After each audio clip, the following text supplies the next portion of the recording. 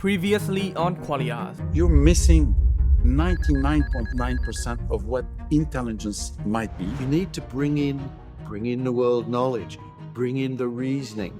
We can learn how Mother Nature did it. Maybe we can learn a thing or two, and it's worth exploring. June 2025, a paper from MIT shook the world. One look on Google and this is all you will find. Recent MIT research have revealed that ChatGPT is making us dumber. But is that really all there is? What is there behind the scene?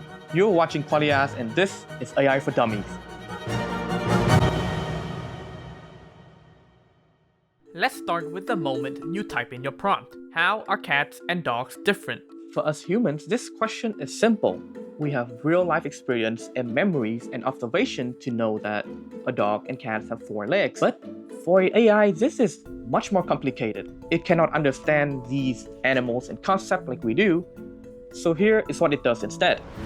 AI will break down our prompts and sentences into chunks, into words. These words will be assigned numerical values, and it is until now that the AI will be able to understand and know what we're looking for. And it does so by assigning high-value weights to important words. From these 3 high-value words, it knows that we're looking for a comparison between these 2 animals. After knowing what we want from them, this is where the fun begins. AI is trained on trillions of data points across the internet. Articles, books, forums, websites, you name it. And after a while, the AI will build a library full of words that are highly associated with dogs. Bark, 4 legs, friendly, man's best friend. These are most likely used to describe a dog. With the words library for dogs and cats, it begins to pick out a few from each list to prepare an answer. But here's the fun fact. The sentence that we see by AI is not a prepared list of things. Rather, they generate answers word by word based on statistic and based on what we see and say on the internet. So let's say in the thousands of ways you can start to answer this question, AI found out that the word cat is used 45% of the time. It will begin with the word cats. It will then repeat the process for the second word, but this time it will also calculate with the word cats in mind. And it will repeat this process for the third word, the fourth, and so on until it feels like the idea is properly represented. By which point the AI will send an end of sentence signal to make sure that it doesn't yap too much. So we have established how AI generates text, but texts are simple. The better question is how AI perceives images and videos, because what they have to work with is not words on the internet. They have to work with literal pixels, squares with colors. Is it another set of complex calculation and the game of finding the average, or is there something more going on? That we will discuss in future videos.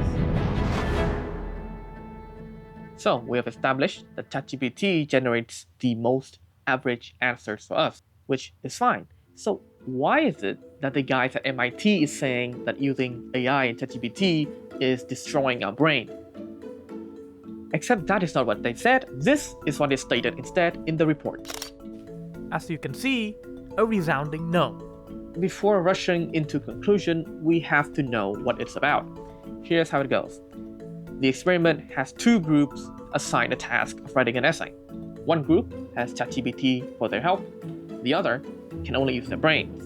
And you can probably guess where this is going, but the group who rely on ChatGPT engage with the brain less. And the other group engage with their brain more, and they can also recall details better because, well, they wrote it themselves. So you could say one of the takeaway from this is that over-relying on AI can lead to less brain engagement. But see, that's the thing. It doesn't correlate to your brain getting brain rot or your intelligence is degrading. There is no clear correlation. Secondly, the papers themselves stated that there are many limitations, things like small sample size, and the fact that this is an experiment about writing an essay, not your intelligence as a whole. So in this current moment, we could safely say that AI is off the hook. It is not degrading or giving you brain rot until further research is conducted.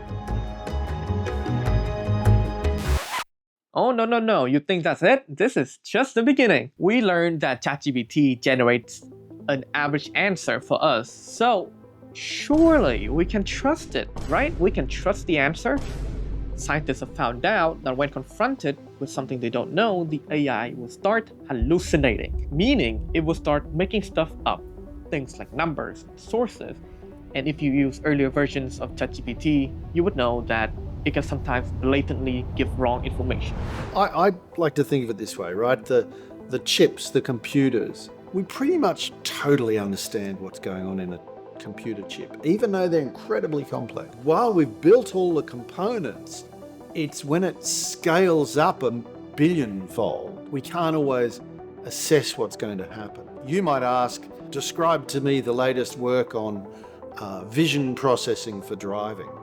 And it can give you a bunch of articles, research articles on that, and it'll make some up, right? It'll create its own, it'll fabricate some. What I'm trying to suggest is that there are behaviors we don't fully understand. There are several explanations for this, but even for top scientists, hallucination is still a mystery.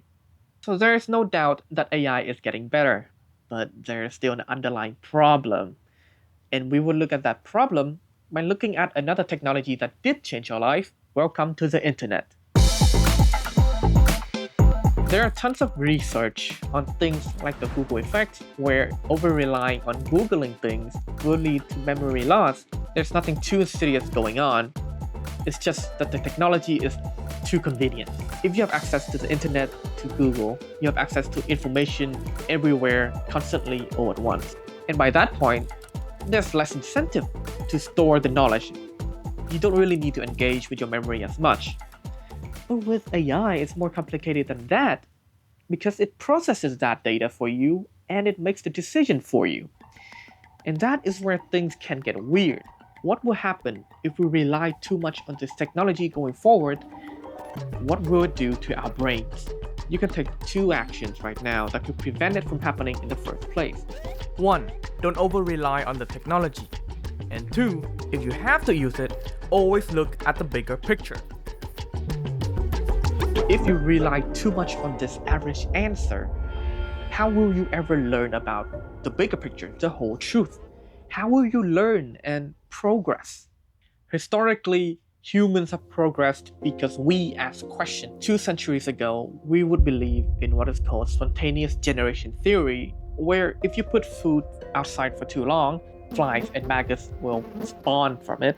In modern days, that sounds ridiculous because we know that for that to happen, it needs to have exposure to the flies and maggots in the first place. Flies have to lay eggs in the meat. But we know that because of Louis Pasteur. He was the one who questioned the spontaneous generation theory.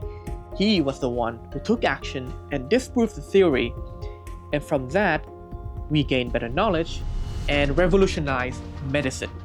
So the theory is disproved, but people did take it for a scientific fact for centuries. What is to say that what we know today is the truth? What if it is still only a scientific fact?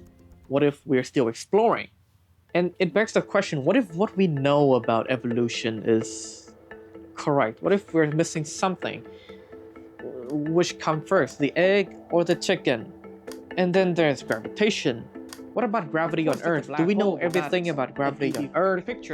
What about And gravity speaking on of Earth, Do we know everything you about keep gravity saying on it's Earth? a flat shape. But to be honest, we might never get to the ultimate truth.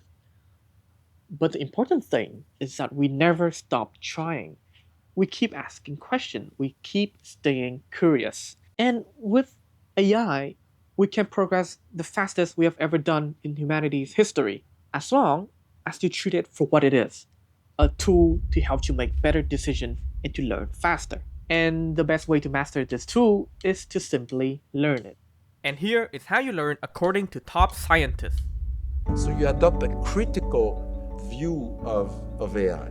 So a little bit critical point of view, which allows you to then identify the gaps and focus on those gaps, because that's where the future is. I think all you can do is work with the AI as best as you can, but make sure it's not going to harm your learning. You need to get yourself access to some AI systems so that you can work with it and help you learn, right? You're not using it to help you get the answers to your homework. You're using it to help you broaden your knowledge. So yes, AI is a powerful tool, but as an influential philosopher once said, with great power comes great responsibility. the irony of AI now is that we built it to solve mundane problems. Things that dealt with logic, with math, and things like self-driving cars. But instead, it is doing something surprising. It is taking over what we thought was uniquely human, uniquely us. Creativity. Follow along with us as we discover why AI is able to be creative in the first place. Take things with a grain of salt, always challenge the status quo, and as always, catch you next time.